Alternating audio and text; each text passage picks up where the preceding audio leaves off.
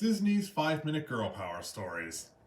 Today's story, The Little Mermaid, the Tambourine Dance. So here we go. Ariel loved the market. There was always something new to see. One day she saw dancers. "This is our traditional tambourine dance," one of the girls announced. "Come learn how to do it. I'll be teaching a class tomorrow. Bring a tambourine."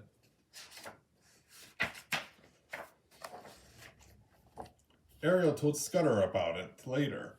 "I'm going to my first dance class," she said. "I want to be like the girls at the market." They had something called a tambourine. It made the loveliest sound. "Do you know where I can get one?" "A tambourine is a kind of fruit," said Scuttle. "You could find one at the fruit cellar." "Thanks, Scuttle. You know everything," Ariel said. Later that day, Ariel went straight to the fruit cellar. "One tambourine, please," she said. "No tambourines here. Try the music store." Ariel walked across the street and found something that looked like what the girls in the market had. "It sounds like shells clicking together in the ocean," she said to the shopkeeper.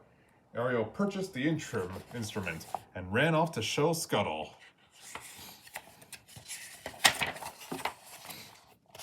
"Scuttle," Ariel called, "this is a tambourine." "Of course, that's what I meant," he said. "The girls danced like this," said Ariel. She held the tambourine up, right high in one hand, did a few steps, and started to spin until... crash! "Oh, not bad for a first try," said Scuttle. Ariel frowned and tried again. The next day, Ariel was nervous as she approached the class. Even though she had tried to practice, dancing was difficult for her. "Welcome," said the teacher. "I'm Isabella. Thanks for coming. This dance is a bit tricky to learn. But remember, everyone here started out as a beginner, just like you." Except they've had legs forever, Ariel thought.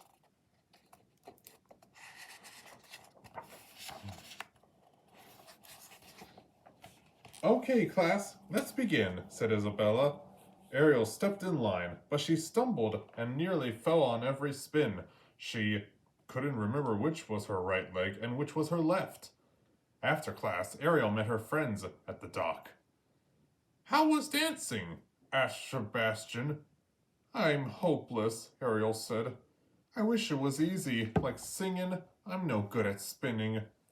"When you were young, singing was hard for you too," said Sebastian. "But you got better and better after you practiced." "You've always wanted to try dancing," said Flounder. "You can't give up now." "I have an idea," said Scuttle. We'll we'll help you practice at the beach."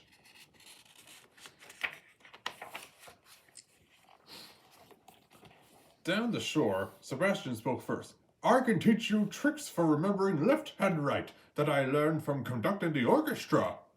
Flounder joined in. "I'm great at spinning underwater, so I can help with the turns." And I'll squawk encouragement," Scuttle finished. "Okay," Ariel said. "With all your help, I'll have to go get better." Sebastian started by showing Ariel to remember her left and right. Then she practiced switching between her left and right leg, and she got better. After a bit, Scott then squawked, "You got it, kid!"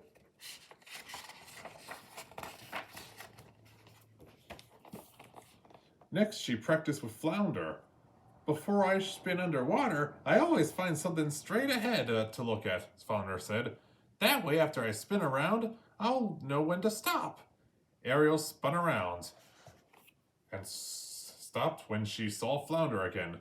"A little wobbly, but much better." "A spinning sensation," squawked Scuttle. At her next dance class, Ariel had much more fun. Then she asked about the ribbons the other dancers had on their tambourines.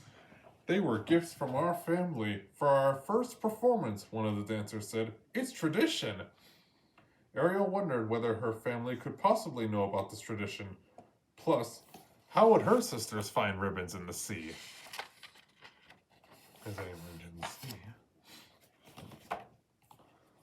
After the class, Ariel found Flounder, Sebastian, and Scuttle and told them about the ribbon tradition. A smile lit Flounder's face. He had a plan. Ariel spent every free moment practicing. All her hard work was paying off. She was becoming a good dancer. On the day of the performance, Flounder had arranged a surprise. One by one, King Triton and each of Ariel's sisters presented her with special seaweed ribbons. Eric gave her a satin ribbon, too. Ariel was thrilled to be part of the tradition. I couldn't have done it without you, she told her friends. Of course you could have. You're a natural. You'll do great. You're Tambourine terrific, said Scuttle.